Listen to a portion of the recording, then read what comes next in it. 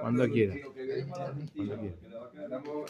Estoy contando un chiste sobre un argentino. Porque yo amo los marcos. Lo pongo. Dale. Buenas noches, gracias a todos por venir a esta charla y presentación de sendos libros.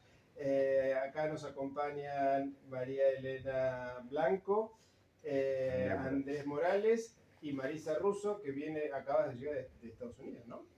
Sí, llegué esta semana. Ellos han participado en una gira española y en un congreso de poesía y van a compartir ahora parte de su creación con nosotros.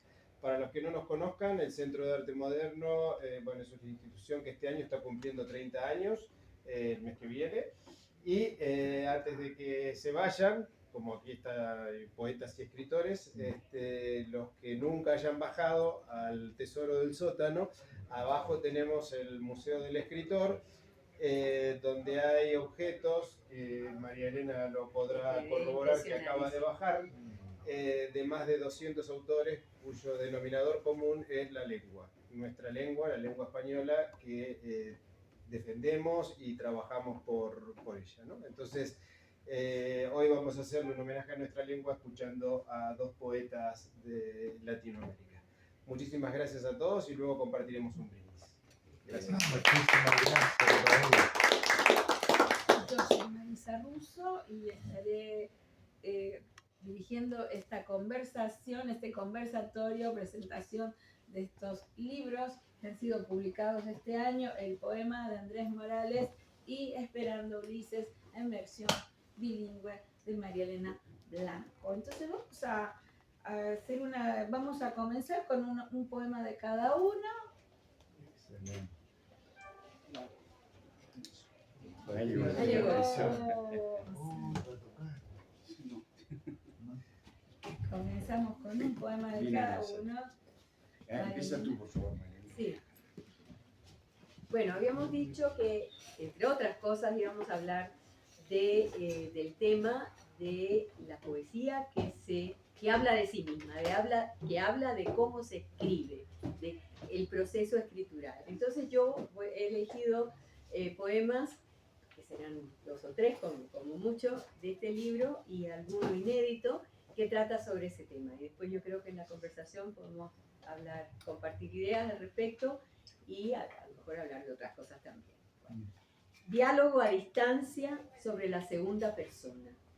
Está dedicado a David Huerta, in memoriam. David murió hará unos 2 años, más o menos, por esta época, en octubre.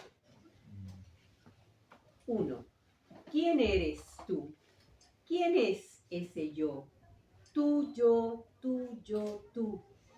Exceso y majestad, dices. ¿No será indigencia de nuestra condición pequeña, desnuda en su deriva ciega? Lenguaje es comodín supletorio, y sus doncellas gramática y sintaxis, tapones que detienen la sangría del ser. Y eso si es que alcanzamos a brillar unos instantes de luz negra. La segunda persona no es menos quimera que la primera, tropos aleatorios intercambiables.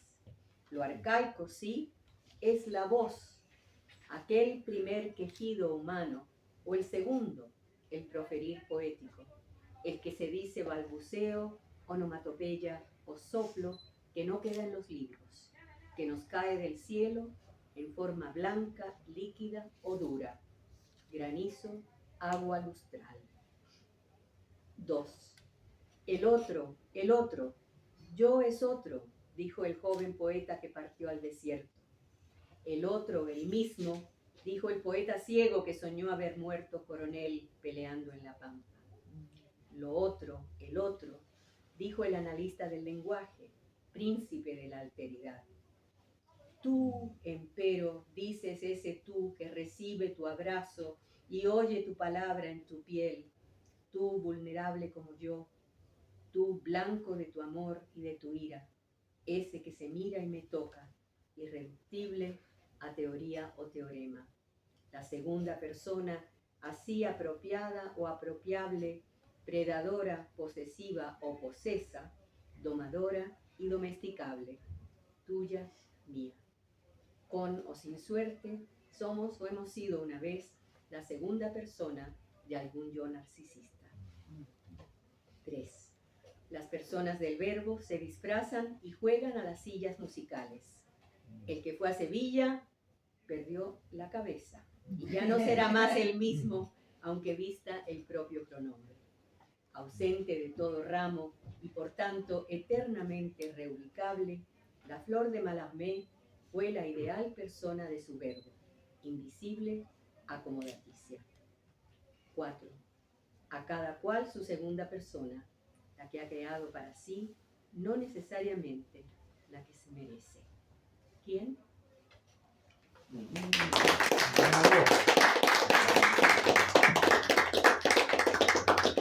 Bueno, en primer lugar quiero dar las gracias a nuestros queridos amigos argentinos que nos han dado este maravilloso hospedaje, aunque sea provisorio por el momento, como todos los hospedajes en esta tierra, ¿no?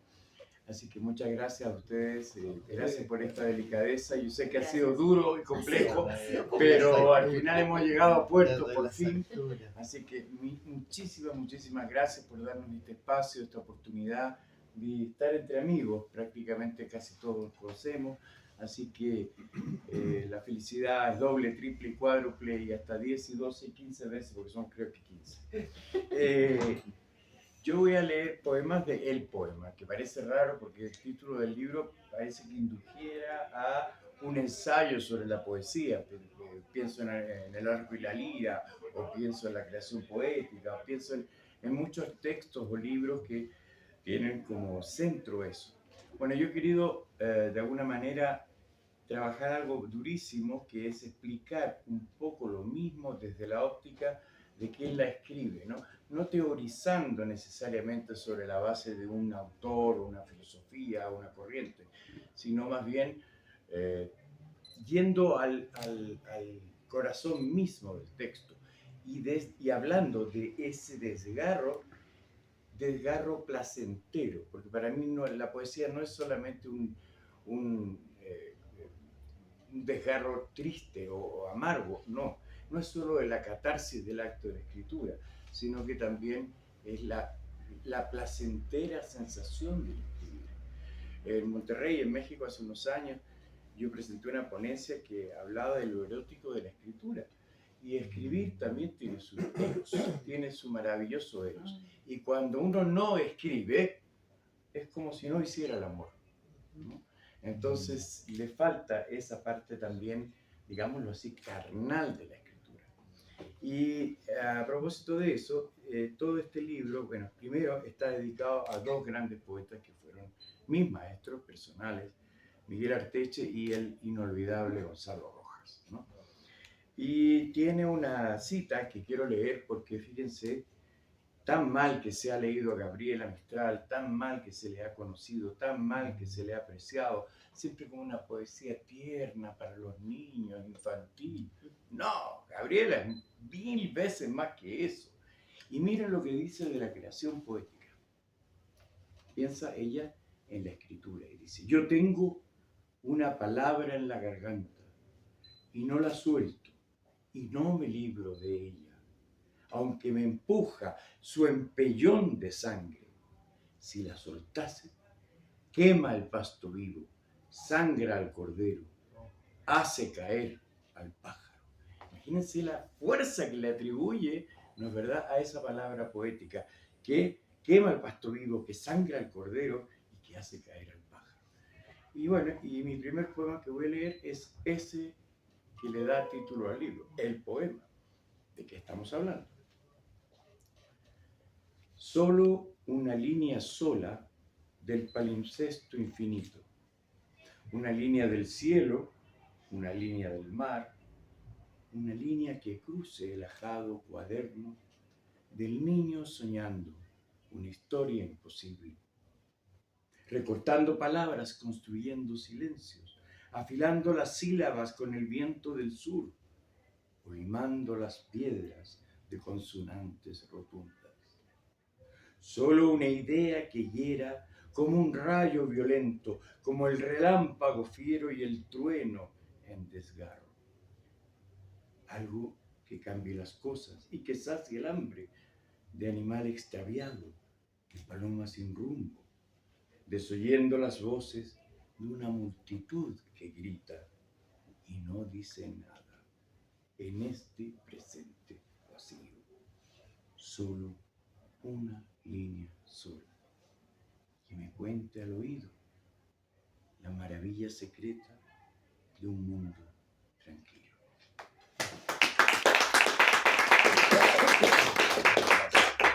Ahora vamos a tener esto como tipo, dame un segundito, como conversatorio. Yo sé que ustedes están acostumbrados a leer y hablar, pero ahora los voy a guiar. Vamos a aplicar claridad y relevancia al propósito y contenido de tu libro. Entonces quiero guiar al público un poco en ¿qué es lo que te impulsó a reunir esta antología y cuál fue el propósito más profundo detrás de seleccionar y traducir tus propios poemas al francés? Uy, bueno, a ver, seleccionar, ¿por qué y cómo seleccionar estos poemas para esta antología? Que se llama Esperando a Ulises, y entonces yo quería reunir poemas que tuvieran que ver, en primer lugar, con el amor, en segundo lugar, con la escritura y con la relación entre la distancia entre el sentimiento o la experiencia personal y la escritura, la espera de Ulises, pero simbólicamente, pero por otro lado la espera de lo que se ha llamado la inspiración, pero lo que es la espera de la palabra, la espera de la idea poemática, que a lo mejor está dando vueltas en la cabeza, pero que no llega a concretarse de inmediato, sino que hay una distancia entre los pronombres, ese yo del poeta y ese yo de lírico, ¿no? El personaje que habla en la poesía. Bueno, y a raíz de eso, con respecto al poema que acabo de leer, quería agregar, ya que Andrés también habló un poquito sobre el poema que iba a leer, es esa reflexión sobre la escritura poética que se da en ese poema en particular. Parte por un lado de la gramática, una reflexión sobre la gramática, pronombres personales, y la relación de los pronombres personales con el ser. ¿Quién es yo? ¿Quién es tú? ¿Cuál es la relación de yo a tú? Y viceversa, ¿no? La gramática. Y por otra parte, la intertextualidad, porque ahí hay guiños a Borges, que también se ocupó del pronombre, de la gramática y de la sintaxis, o sea, del significante, y guiños a Mallarmé, en fin, hay varios guiños a Rimbaud, exactamente, gracias. Entonces, eso me interesa, intertextualidad.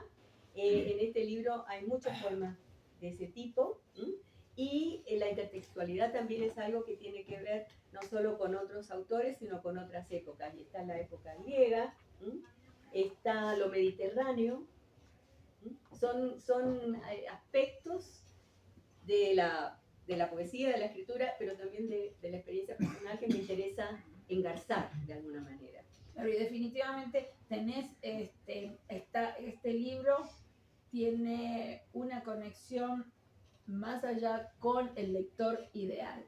El lector ideal que va a encontrarse con todos estos códigos literarios también. ¿Qué tipo de diálogo buscas abrir entre la lengua española y la lengua francesa a través de esta edición bíblica? Eso es interesante. Estoy medio atragantado, pero ¿Quieres subir? No. Agua. Y levanta los brazos.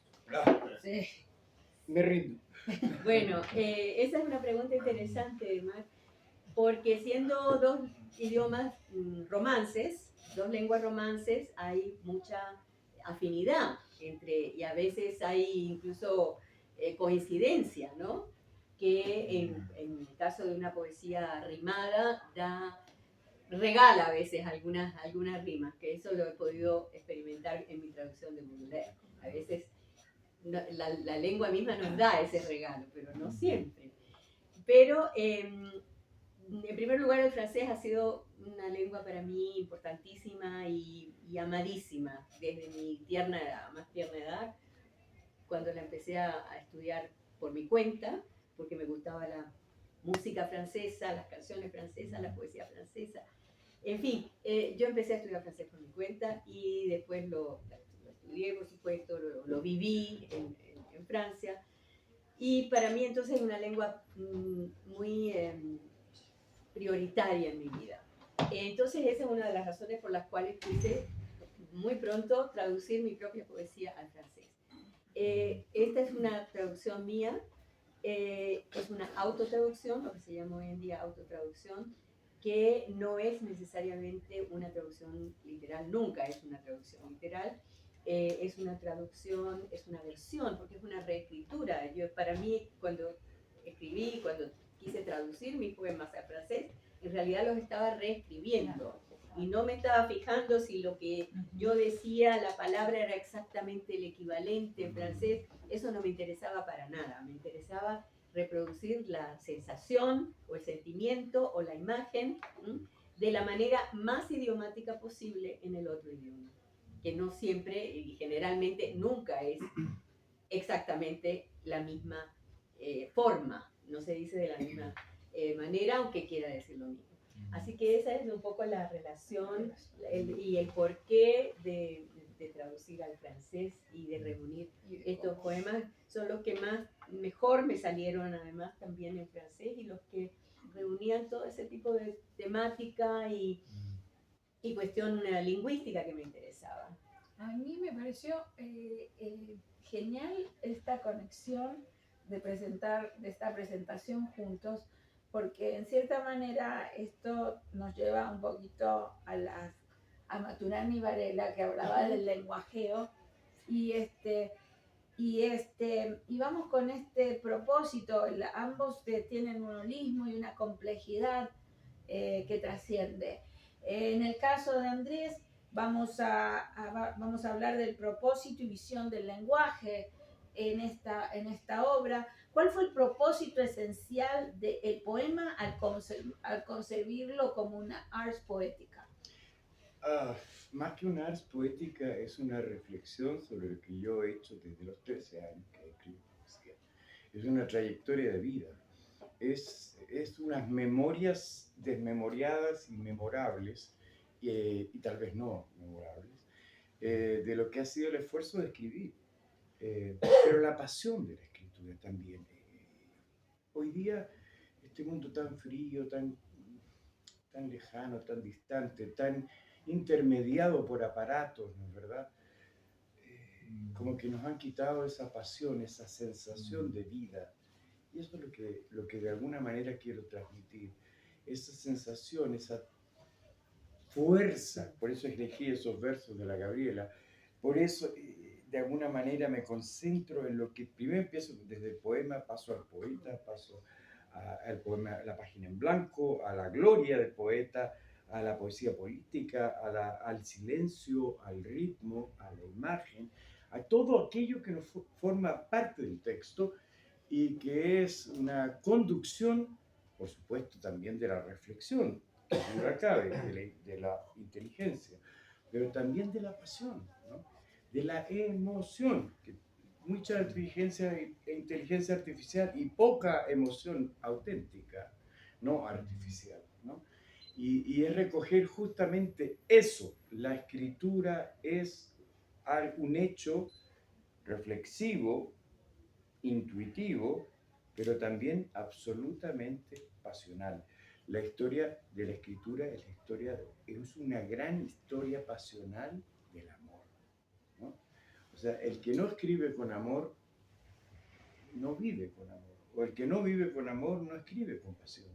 Entonces, para mí también esa correspondencia que tanto el estructuralismo se esforzó en separar al yo, el hablante poético, como decimos nosotros en Chile, nos reímos, el parlante poético, ¿no es verdad? Claro, sí, efectivamente uno es otro, a propósito de tu poema, uno es otro cuando escribe un poema, pero también es uno. Es del Cuando mismo. Neruda El escribe, otro puedo es- escribir los versos más tristes de esta noche, no vamos a decir que estaba precisamente en un carnaval, ¿no? ¿Verdad? Entonces, hay que entender ese trasunto también. Y la poesía lírica, no digo la épica, digo la lírica, está profundamente asociado a esos estados de ánimo que nosotros llamamos existencia, que llamamos vida, ¿verdad? Ahora, ¿qué papel cumple el riesgo mencionado en el prólogo del libro Sí. de Astengo en su manera de entender la creación poética? Es que la creación poética es un riesgo. O sea, per se, cualquier pasión, cualquier historia de amor es un riesgo. ¿No es verdad? Todos nos hemos arriesgado alguna vez amando. Bueno, escribiendo también nos arriesgamos permanentemente. Y la gran tragedia es no ser capaces de cumplir las expectativas que ese riesgo te da, ¿verdad?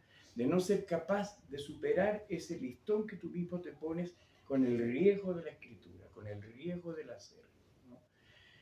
Bueno, y nos ha pasado también que nos han amado más de lo que hemos amado también, ¿verdad? Y eso es a veces, ¿no? Esa historia a veces es la historia del poema. Y la poesía nos ama tanto que a veces nos da la vuelta a la espalda y nos dice, soy coqueta, voy a ir por allá, voy a ir por acá, no voy a ir por donde tú quieres, ¿no? Y entonces uno, en vez de ser uno el centro, uno tiene que dar la vuelta como los cubistas, cuando Picasso y Braque y Gris daban vuelta al objeto, bueno, uno también tiene que dar vuelta el objeto de la creación. Bien, y entonces ahora vamos al punto de identidad y desplazamiento dentro de tu antología. Tus poemas recorren diferentes geografías, también los tuyos, como la de La Habana, París, Viena o la India. ¿Qué representa para vos el desplazamiento como experiencia estética y existencial? El desplazamiento es un parte de mi vida. Es parte de mi vida prácticamente desde que nací. Nómada. Entonces, sí. Entonces, pero lo asocio, de todas maneras lo asocio a esto que yo he elegido hacer, que es escribir, y escribir poesía. Y a lo que me refería hace un momento, esa distancia entre lo existencial y la página, ¿sí? Pasando por la mano, pasando por el cerebro, pasando por el corazón y luego pasando por la mano y terminando en la punta de los dedos y en la punta de la pluma. Entonces, eso es un desplazamiento también. En cada poema hay un desplazamiento del ser hacia el otro, hacia el lenguaje. Ahora, ese desplazamiento, la pluma, pero hoy escribes con el teclado. Ese desplazamiento. Yo no, de yo los- escribo a mano todavía, ¿eh? Bueno, No, sí. no, No, a pero ver, yo soy de la antigua. yo escribo Escribe a mano y escribo con el teclado. Esa Pero mi primera Sí, sí. borrador, qué sé yo, esa Sí, es la mano, sí, además sí. de la forma más Claro. precaria que posible, porque La mira, más precaria. así, Sí, uno sí, toca sí. papelitos, Papelitos ¿ah? sol, sí. papelitos en que anoto y después tengo que empezar a buscar los papelitos a ver todo y a ajustar esos, hacer un parche. Además, ¿no? perdona que interrumpa, pero esto, de repente María Elena Blanco dice, esto no me gusta y lo tacha. Ah, sí, claro. Claro. Pero puede volver a verlo, ¿no? Y dice, oye, Sí, me sí, sí. equivoqué ese día. En cambio tú pones delete y se acabó. Sí, sí, claro, claro. Se murió. Y la poesía es memoria también, ¿no? No, claro, y después de mucho papelito y mucho tachadura y todo eso, entonces ya me gusta verlo Es otra digitado, escriba, es otra ¿sí? escriba. Porque además. también me gusta mucho la cosa visual del poema. La cosa visual del poema es muy importante, la disposición en la página, en fin. Y a La nivel- mancha que la digamos. mancha, si lo quieres decir así, pero también incluso tengo algunos poemas, un poco, pero que tienen forma de algo, que tienen forma de vasija o que tienen, qué sé yo, o que son escalones, Sí, eso sí que escalonados. son difíciles de de diagramar, digamos. Entonces, bueno, eso, o sea, pero al final sí, de todas maneras me encanta verlo, digitarlo y verlo, irlo trabajando ahí, porque eso también es una forma de de trabajar el poema, en su visualidad y en su diagramación. Ahora, en muchos textos aparece el mar como eje simbólico. ¿Podrías explicar qué dimensión del yo o de la memoria se activa en esa imagen del agua? Madre mía, tremendo. O sea, bueno, los mares de mi infancia y de mi vida, el mar Caribe, que es el mar que me bañó al nacer, y después los mares que para mí han sido importantes por razones, sobre todo sentimentales, amorosas, eróticas, y fundamentalmente es el mar Mediterráneo. Y es todo lo mediterráneo que para mí tiene una atracción, pero fulminante, ¿no? Por todos esos motivos. Entonces, y el mar Mediterráneo, por supuesto, incluye desde España, Francia, Grecia. Esos son los polos más importantes para mí de ese mar, ¿no?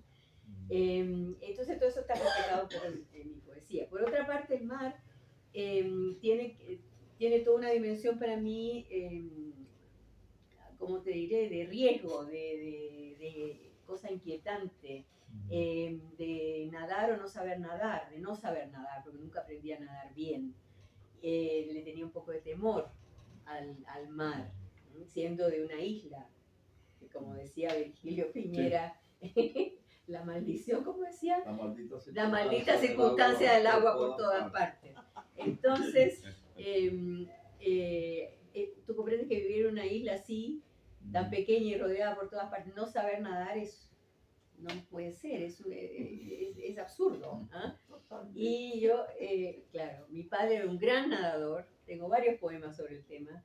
Mi padre era un gran nadador, le hubiera encantado que yo aprendiera a nadar bien. A mí me hubiera encantado poder nadar con él, junto con él en el mar Caribe, en las costas de Cuba, pero no lo logré porque por otra parte mi madre tenía mucho temor al mar.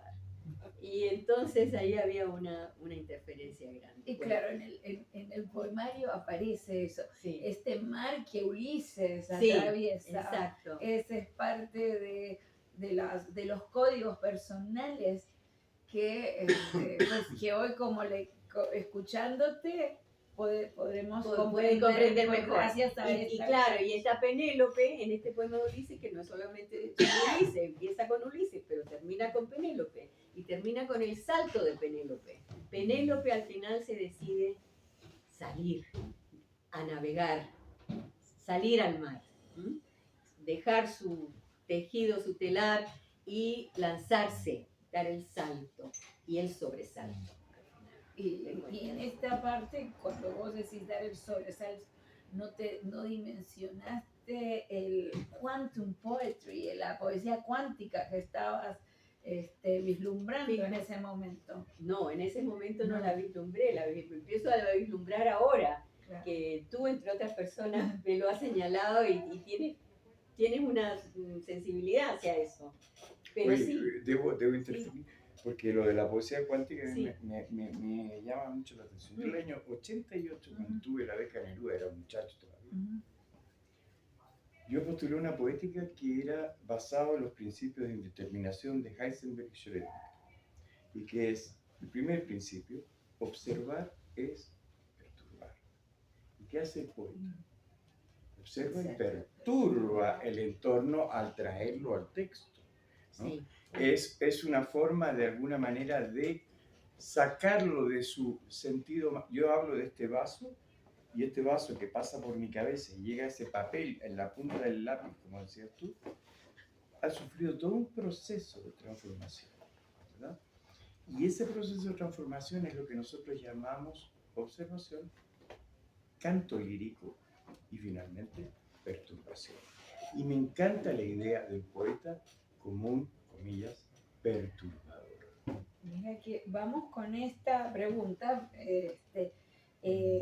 que tiene que ver con las implicaciones. En el poeta aparece una figura casi trágica, sin gloria ni consuelo. Esa.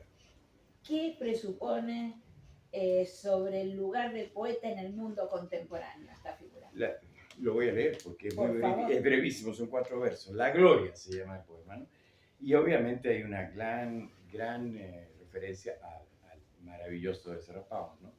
Reza, que además Ezra y reza, ¿no es verdad? Son las mismas letras. Reza, Ezra, que tu barca ya se hunde. Canta, Ezra, tu último poema. Grítalo si quieres, léelo si quieres. Ni Dios ni nadie escucha. Es la verdad, chicos. Ni Dios ni nadie escucha. Busquemos donde dice una niña que cruce el ajado cuaderno del Es el niño. primero, sí, ¿Sí? el primero que leí. Sí. Sí, Una niña que entonces, cruza el ajado cuaderno del niño soñando una historia imposible. ¿qué implicación ética o existencial tiene esa imagen en tu poética actual? Bueno, tendríamos que remontarnos a Rilke, la patria del poeta es la infancia, ¿no? Somos todos niños también de alguna manera, pero somos niños perturbadores, niños malévolos, niños de alguna manera malcriados también los poetas, ¿no? Y yo no veo al poeta como ese monumento. Ayer leí un poema, anteayer, el monumento somos de una vida apenas vivida, ¿no?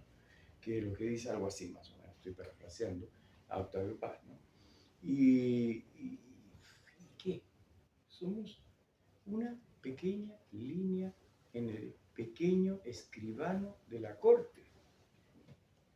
Yo creo en la idea borgiana del palimpsesto, creo que uno escribe sobre lo que otro escribe, pero uno no agrega más que una hebra al tejido.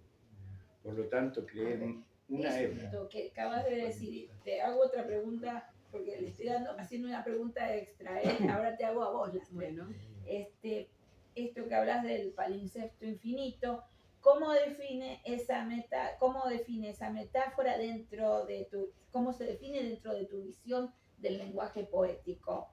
¿Como memoria, como reescritura o como destino? Tú has dado el clavo, las tres. Las tres, como las tres. Pero evidente, o sea, no elige ni la memoria, ni el destino, ni la reescritura. Cuando tú estás dentro de la lavadora de la creación, podríamos decir, la ropa blanca no se debe usar, no se debe mezclar con la ropa de color. Pero aquí se mezcla todo. Si es un tejido desordenado y maravillosamente ordenado también, ¿eh? Aparentemente deshilachado, aparentemente con flecos por todos lados. Pero ojo, cada fleco tiene un sentido. Cada una de esas hebras, como te digo, tiene un sentido. Lo que escribe María Elena, lo que escribe Félix, Guillermo, Teodoro, Agatí, todos los que están en esta mesa, en esta casa, en lo que escribes tú, está ligado con lo mío. Porque tenemos referentes comunes, no solo el mundo que nos rodea, no solo la contemporaneidad o lo coetáneo, ¿no? Sino que estamos ligados para atrás, para adelante y en el presente. O sea, por eso digo que las tres. No podría escoger una más que otra. Yo creo que todo se entrelaza y eso es, sí, poeta tiene que ser un hombre sencillo. ¿En qué sentido? ¿Dónde crece la palma? No, un hombre sencillo, ¿no es verdad? Pero es que es verdad, tiene que ser así, porque estas ínfulas de grandeza, el poeta en el siglo XIX, el poeta romántico, que arrastraba multitudes, ¿no es verdad? El Goethe o el Hölderlin, bueno, Hölderlin no, pobrecito, que terminó no, con déjalo Zapatero y tranquilo, Loco. no. Zapatero y Loco. Hazme el favor. No, yo lo adoro. Sí, bueno. No, bueno, pero quiero decir la figura del poeta romántico en general, ¿no? O del artista romántico. Pensemos en Wagner, pensemos en Verdi, pensemos en los románticos que además estuvieron envueltos en el nacionalismo, pensemos en Chopin, pensemos, en fin, en tantos, ¿no? Y en la escritura en general hay muchísimos ejemplos. En todos nuestros escritores latinoamericanos de esa época, de la independencia y posteriores, ¿no? Sí, hoy día no tenemos ese rol. Tenemos otro rol. Y para mí el rol más importante es el rol de la conciencia. Somos los conscientes dentro de una inconsciencia generalizada. Y yo lo siento mucho, mi visión de mundo para nada es positiva. Esa frase que acabas de decir, vamos a hacerla en un cuadrito y la vamos a compartir por todas las redes. Muchas gracias. Sí. Pero es verdad, cuidado, no nos creamos la muerte, como decimos en Chile, nos creemos la muerte, los somos la muerte, lo último, la última chupada del mate, como dicen por ahí. No, somos seres comunes y corrientes, vamos al baño y hacemos el amor. Y bueno, y ahora, pero aquí vamos con Mariana. La mitología, el cuerpo, el pensamiento simbólico son cruciales en tu poesía. En Diosas en exilio y otros poemas, la presencia de Venus, de Circe o de las deidades hindúes transforman lo mítico en una experiencia íntima. ¿Qué función cumple la mitología en tu escritura? ¿La usás como metáfora de lo femenino, del deseo o del exilio? Probablemente de las tres De cosas. las tres, Sí, ¿verdad? sí, Es que tú nos das la clave, pues, sí, mujer. sí, Para que sí. trabajes. Sí, sí. Y bueno, y como metáfora claro, de lo erótico también, del deseo, tú lo has dicho, ¿no? Pero por otra parte me gustaría volver sobre lo que hablamos del palimpsesto y de la conciencia, de lo real. A ver, hay un poema que tengo que me gustaría leer que se llama el poema material, porque estamos hablando de estas mismas cosas, ¿no? Andrés hablaba de observación, la distancia entre el ojo y lo real, ¿no?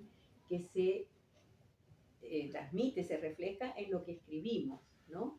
Que es otra realidad, paralela, por así decirlo, ¿no? El poema material, y me acordé del título de un escrito, una novela de Marguerite Duras, que se llama La vida material. Lo que obstruye, lo que obvía, lo que objeta y obtiene, lo que oblitera, lo que obceca, lo que obdura, lo que obedece u obtempera, el lenguaje de las cosas, la contingencia, lo real. Palabras, nombres, pronombres, artículos, listas de verbos, complementos, prescripciones, botica, declinaciones de tiempos, modos, horarios y calendarios, todo procurado y previsto o aplazado a las calendas griegas.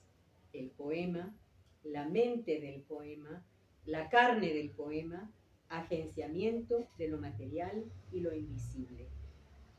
Ahora bien, una cosa es administrar la casa y otra la poesía, pero la limpieza es la misma: barrer, fregar, limar, botar, untar, sacar brillo, hurgar en los cajones del ser, sacar memoria, desempolvar las capas de desidia, dotarlas de anáforas, sinónimos, raíces comunes, dosificar lo obstante, lo obsoleto, lo obsecuente, lo oscuro.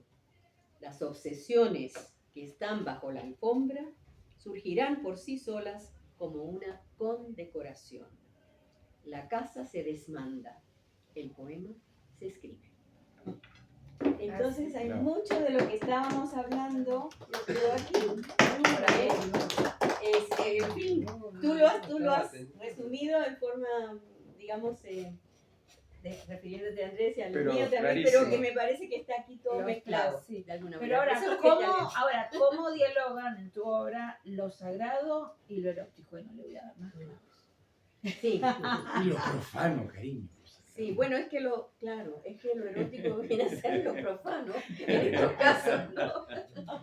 O puede ser lo No divino. necesariamente. Puede ser lo profano y lo divino, Claro, las claro, dos pero cosas. depende de cómo Claro, como lo Sí, no, enfoquemos. pero a ver, No, enfocarlo, No, hay- enfocarlo desde el cuerpo ritual Sí, y el claro. pensamiento a la vez, ¿ok? sí, bueno, están Es las el- diosas, está Sí. Venus, está Diana por ahí, están las diosas griegas, que son, Sí. digamos, las diosas indias. quise Sí, pero decir. ahora yo quiero Sí. que me hables de cómo dialoga lo sagrado, ¿no? Sí. Y lo erótico, así. Es El que, diálogo. es que eso se me hizo, digamos, muy claro cuando fui a la India, justamente, y fui a los templos claro. indios. En los templos indios las diosas son diosas eróticas. Están ahí Puro fornicio, como diría Gonzalo absolutamente, Rojas. Puro absolutamente fornicio. están haciendo el amor a vista y paciencia del mundo y del cielo y de los dioses, ¿ah? Que son múltiples en la India. Entonces, ahí, digamos, como que esto que me preguntas, como que se me hizo transparente. ¿Ah? Y entonces lo sagrado lo asocio automáticamente a lo mitológico.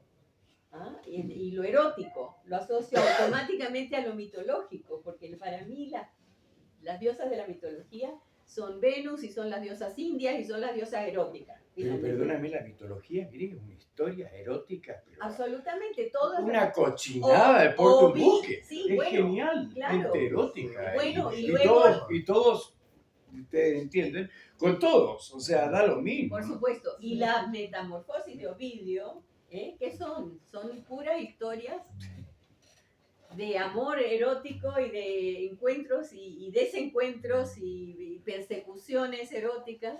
Entonces, esa es, digamos, lo mitológico que me atrae y que entonces Esa es asocio. la arquitectura simbólica del libro, Del libro, definitivamente. claro. Sí, sí. Definitivamente Ujú. ahí esa es la arquitectura Ujú. simbólica de tu libro, poder abordar esto a través del pensamiento y el cuerpo. Exactamente. Y bueno, ahora vamos Está a... Safo por ahí también, que Sí. no es diosa, Oh. pero que Casi. por ahí Casi. por ahí va la cosa.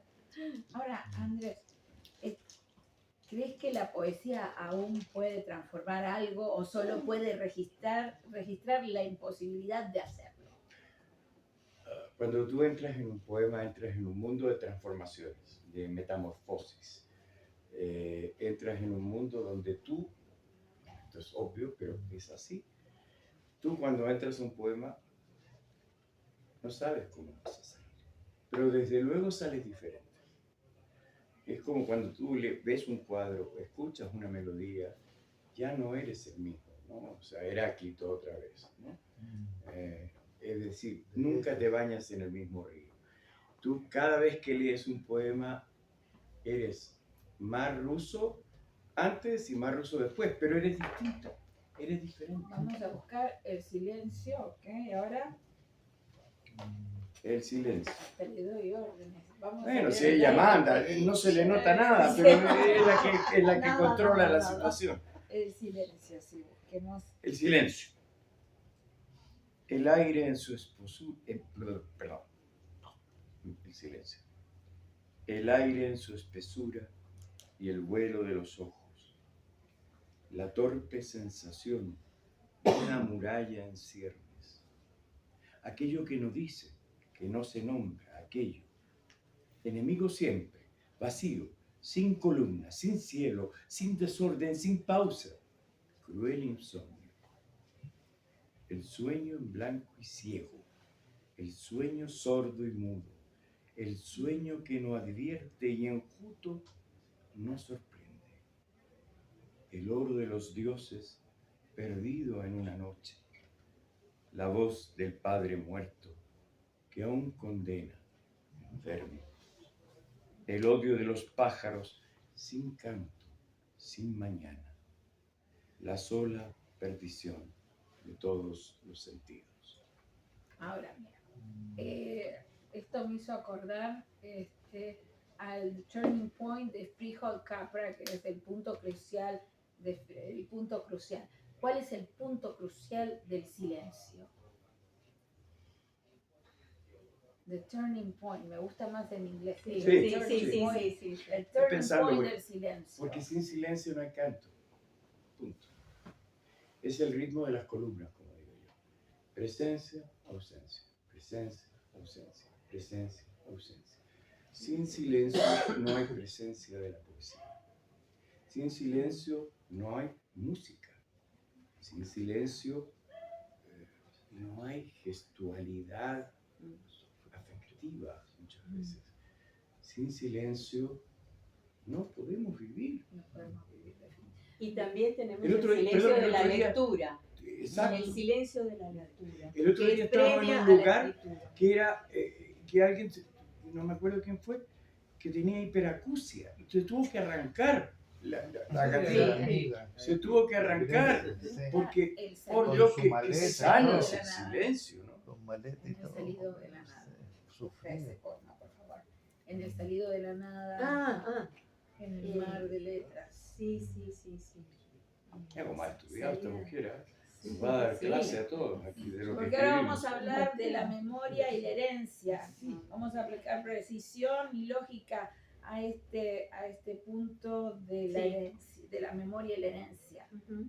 que también trabaja. Es que el libro de Marilena tiene estas múltiples conversaciones, ¿no? Es como uno lo tira así, lo hace así rodar y ¡pum! Sale un tema, sale otro. Es multidireccional, ¿no? Entonces me interesa. ¿Lo encontraste el Sí. poema? Por favor, léelo para nosotros. Bueno, y esto tiene que ver con algo que conté hace un ratito. Salida de la nada en el mar de letras. Veo a mi padre nadar bordeando la cresta de nácar de la piscina natural de Selimar. Concha gigante de ostra y él su masa apretada. El agua se enrisca y resbala por el short verde musgo. Lo cubre y lo descubre en esa soledad líquida, su reino al que no estamos por temor convocadas. En ese tiempo suyo es pez y lancha y Dios tridente. Su brazo extendido desde allí nos cobija. Divisándolo, morimos de adoración y celos. ¿Qué piensa cuando nada? Nada. Hiende, reposa, suelta los sueños, las cifras del abuelo, los presagios de exilio. Allí en esa cama fresca, él es cuerpo glorioso. Yo heredé su pasión por el mar, pero de lejos, o de arriba, en avión, o de muy cerca, en la húmeda orilla. No aprendí a nadar y dejé el piano, floté entre idilios y consignas. Ningún reproche, acaso una mirada triste. Todo un amor de fondo, irradiante y azul. Un día fui a buscarlo a esa playa olvidada. Nadie, sino ella, sabía del terreno frente al parque, el club, el bar, la bicicleta. No existieron, decían, solo ella y la piscina natural. Mi pie ya roza el filo de la roca. Me detiene una brisa. Algo corre por el sesgo de luz. Lo veo emerger del agua entre estas letras. Sonríe y se acerca a ti, salpicándote, y te convida a leerme.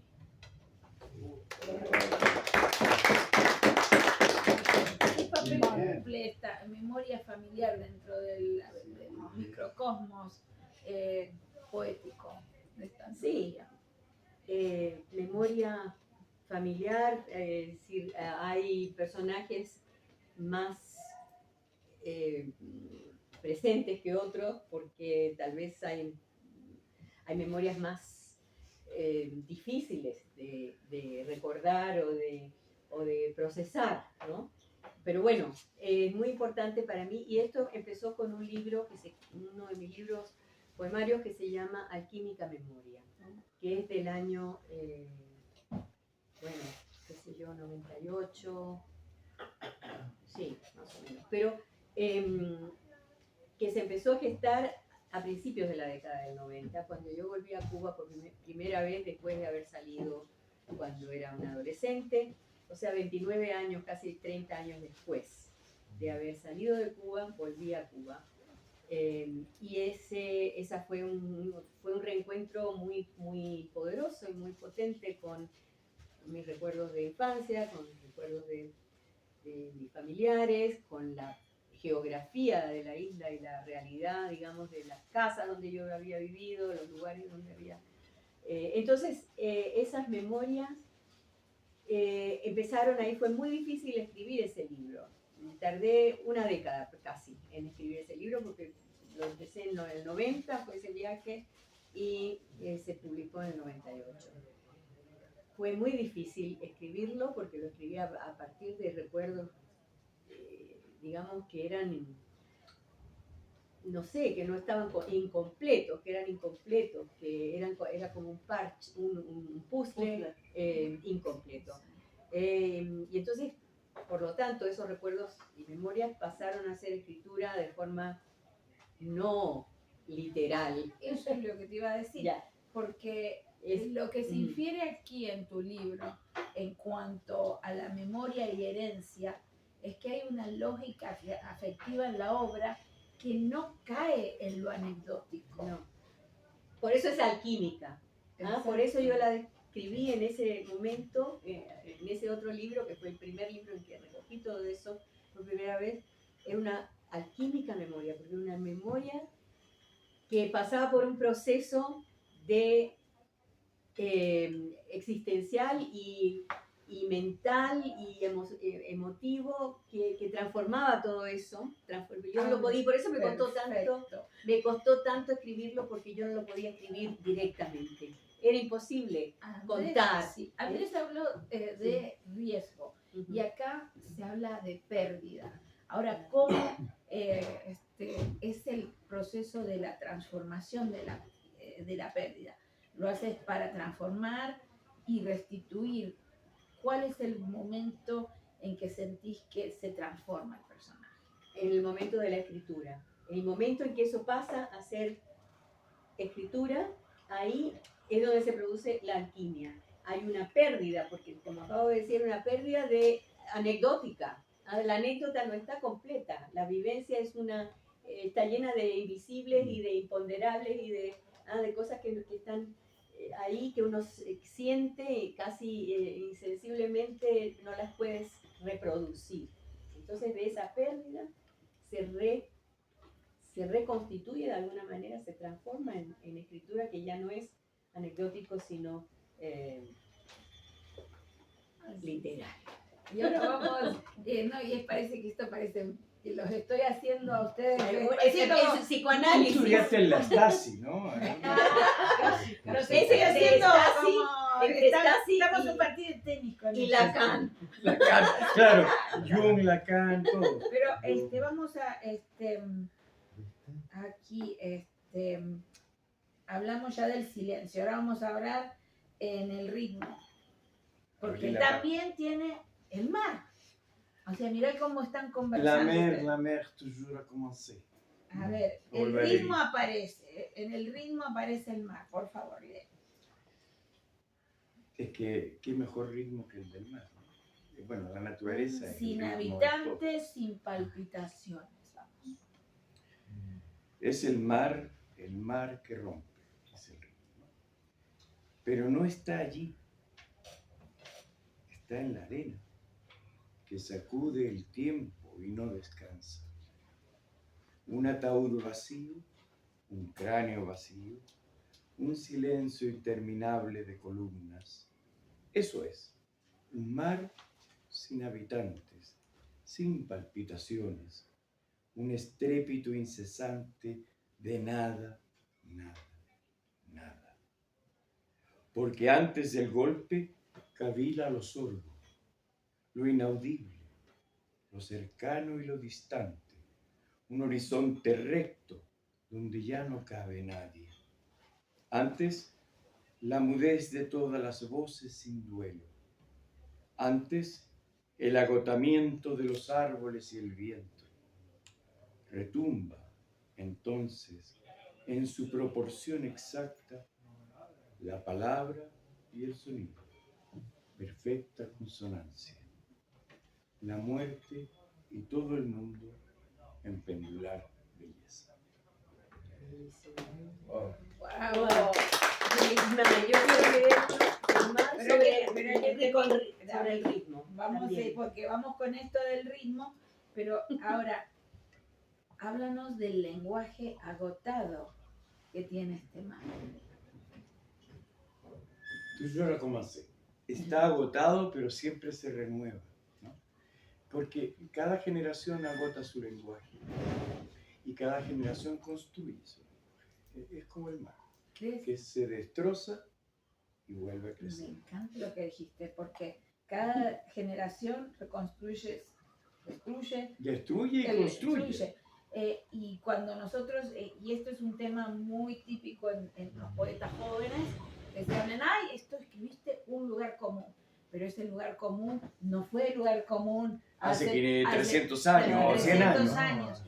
Pero ahora Claro. vuelve a utilizarse ese mensaje y ya para el... Y eso es lo tremendo del lenguaje. O sea, primero, el primer horror para el lenguaje poético, digamos. Ese lenguaje poético que no todos usamos alguna vez.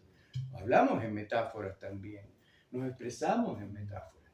Ahora, ¿cómo conseguir que las metáforas comunes sean grandes metáforas poéticas, literarias, digámoslo así, o que trasciendan lo anecdótico, como decíamos, de la vida a un lenguaje que esté más allá de lo que es decir te quiero, por ejemplo? Ya es una metáfora, es decir, te quiero. quiero ya. Es una tremenda metáfora de tu vida y la del otro, ¿no? La otra, me da lo Totalmente. mismo. Bueno, ¿cómo hacer que ese te quiero, que está más manoseado que un piano de cola, bueno, ¿cómo lo vamos a hacer para que ese te quiero sea un te quiero honesto dentro de la poesía y un te quiero Te quiero que se entienda, que se verosímil, que sea honesto. que sea honesto y Que sea verosímil. honesto, porque si no hay honestidad dentro de la poesía, perdés Bueno, al no, lector, eso, ¿verdad? o sea, Sí. a ver, si nosotros, por eso creo que no hay que creerse tanto a la película, ¿no es verdad? Y creerse artista de cine, no. Hay que situarse en nuestra línea. Sabemos cómo somos y hasta dónde llegamos también, porque no creamos que todos vamos a pasar el mundo del Olimpo, ¿no? No, eso no. Ahora, Baile, tenés el ritmo también. ¿Y cómo lográs mantener tenés este poema sobre el ritmo, Sí. cómo lográs mantener la precisión verbal sin perder la densidad simbólica que se caracteriza en el ritmo de tus versos? ¿Cómo mantener ¿Cómo mantener la precisión verbal verbal? Ah, sin perder la densidad simbólica en el ritmo? bueno, a ver, ¿puedo leer el poema? Sí, por eso. Bueno, el poema se llama El mar adentro y lleva un epígrafe que es un título de un poema de W.H. Auden, que él lo escribe en francés, Musée des Beaux-Arts, Museo de Bellas Artes, ¿ya? Que a su vez está inspirado un poco en el cuadro de Bleuler. Cuando engorda y se retuerce sobre su fondo, muestra y esconde sus penachos de espuma como pequeños pezones. Late su gelatina floja a ritmo de danzón, su vientre ondulante, su espasmo. Avance y retroceso entre momentos de aparente inmovilidad, siempre engañosa. Avalanchas de impulsos sucesivos, plenitud y vaciamiento, ritmo de paso, trote o galope, según los ciclos y caprichos de la luna.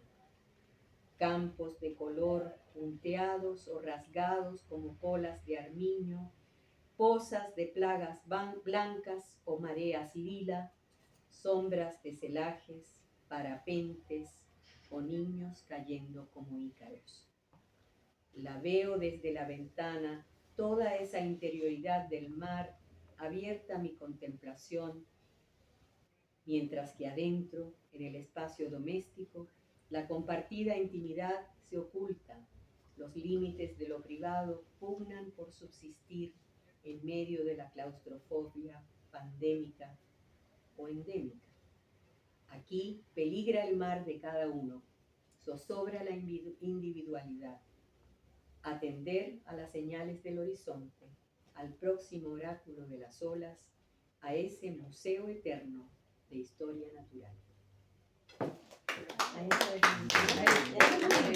Pero la misma pregunta, seguimos con vos, el ritmo, esa precisión verbal, ¿cómo la mantenés? Porque en tus poemas algunos versos breves son tan precisos y al mismo tiempo se abren, tienen esta complejidad y logras, sos tan preciso, no perdés esa densidad simbólica en pocos versos. Es como una granada de mano. La Sí. granada de mano es un objeto que tú llevas en la mano, pero que está ahí. Y esa es la idea. El lenguaje es esa gran... Bueno, volvemos al concepto de poesía pura, Valeria otra vez. Continente, contenido, ¿no es verdad? Significante, significado, en fin, etcétera, ¿no? Entonces, ¿qué pasa? Que la granada tiene un sentido, tiene una idea de destrucción, digámoslo así, de muerte, de todo lo que más. Pero no es muerte hasta que no estalla. Y la poesía, la palabra poética, no es poética hasta que no estalla, ¿no? Y estalla en las manos del lector. Me va a quedar esa imagen, me la voy a llevar conmigo. Y espero que estalle en pleno vuelo. Bueno, para que... eso es lo que yo No, quiero no, cuando... no, por favor. No, en pleno vuelo no, porque se me No, cae. no, que estalle acá en pleno vuelo. No, pero la idea es que estalle en el cerebro del lector.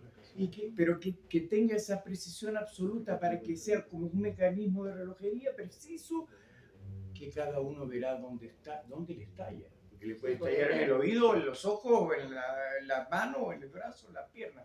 Ya veremos. O en el corazón, exacto. O en lo que no pudo ser y quiso ser. O en lo que es y no fue. En fin, entonces, la precisión se logra también Con como trabajo, los bailarines. con trabajo. Eso iba. Como un bailarín de ballet.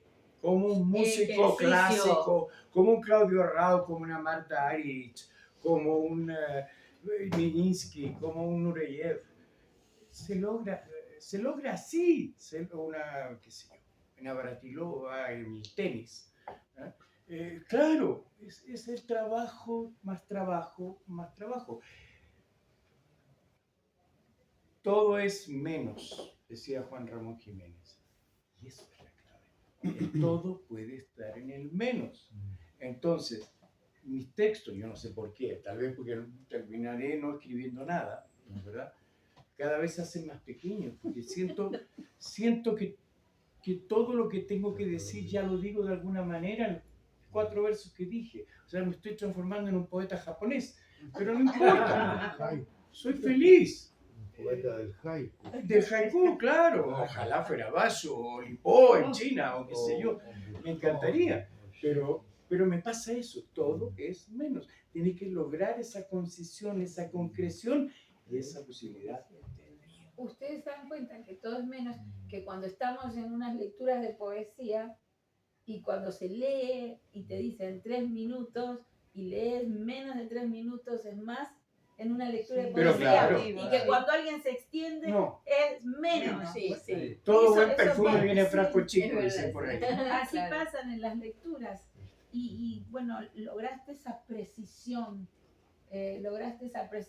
verbal, rítmica. Y ahora vamos a, yo sé que ya está Pues sí, recién, ya estamos en la el hora. vino, las empanadas, y Sí, fíjate que pero Las quiero empanadas se están como- quemando.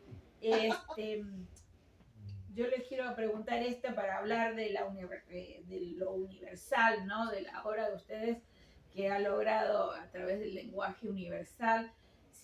Para los dos, si dentro de 100 años alguien leyera estos textos, ¿no? ¿Qué verdad sobre la experiencia humana les gustaría que aún pudieran reconocer en sus versos? Lo humano, nada más. Eso es el mejor regalo de una experiencia. El volver a sentirse humano, perfectible, lleno de virtudes y de errores. Lo humano. Lo humano. Las humanidades hoy en día se están perdiendo, eso lo sabemos. La ciencia nos avasalla. Pero ¿qué pasaría si la ciencia fuera más humana o el humanismo más preciso? No es una contradicción. Se puede lograr esa afinidad renacentista, leonardesca, digámoslo así. Pero eso es lo que yo quisiera ver. Ese ser humano que agarró este librito de mi chica y leyó y se sintió en un espejo, se sintió que había una gota de sangre viva aquí. Sí, que es lo humano humana. reflejado a través del amor. El Bien. amor como gracia, como caridad. La charis, en griego, la charis. ¿Ah? Que es gracia y caridad La al mismo charis. tiempo, que es don de dar y don de recibir. Recibir. ¿Sí? Ahí. Y estoy de acuerdo con Andrés, lo humano, y desde ese punto de vista de lo amoroso y lo generoso. Les voy a hacer como le hago a los estudiantes en Poema Diamante. Ya hicieron así, así. Ahora, en una palabra, en una sola palabra, ¿qué es el poema para ustedes? Goce, Goce. goce. Yo quiero cambiar. No, pero al final para mí. En una sola palabra, cariño mío. Sí, estoy dando. Difícil. Ella dijo gozo. Es que ya no puedo repetirme, ¿no es cierto? Entonces, No, pero eso hay muchas cosas que podría decir Claro. otras cosas también, pero. No, eso pero es lo vuelvo a la que misma pienso. palabra, que es el poema, es lo humano y es lo más humano y es el ser Pero humano. ¿qué es para ti? ¿Qué Para representa para ti al final de todo, una vez que escribes? La metamorfosis. Metamorfosis Que es, y gozo. sí, Y cerramos esta lectura con la metamorfosis, con el gozo que crea el poema en estas dos magníficas antologías que nos han presentado nuestros queridos poetas María Elena y Andrés. Y ahora gracias, les agradecemos al centro por darnos Muchas este gracias. espacio y bueno, transmitiremos, podrán ver esto a través de la página de Nueva York Poetry Press, de Rizoma Literario, compartiremos la página de ustedes y los invitamos también a escuchar el programa La Esquina Rota, que es Pura propaganda. No ¿vale? voy a hacer Es de la propaganda. parte de Muchas la gracias a propaganda. nuestro querido público. Mira, que Sí, nos ha bravo, escuchado. el público. Con paciencia. Y escuchar todo esto sin sentido que hemos dicho. Muchas gracias. Bueno, los invitamos a tomar una copa Sí. de vino y unas empanaditas École, Juan. argentinas. Argentina. Qué lindo. Pero nos conocimos en Francia. Tú impregnada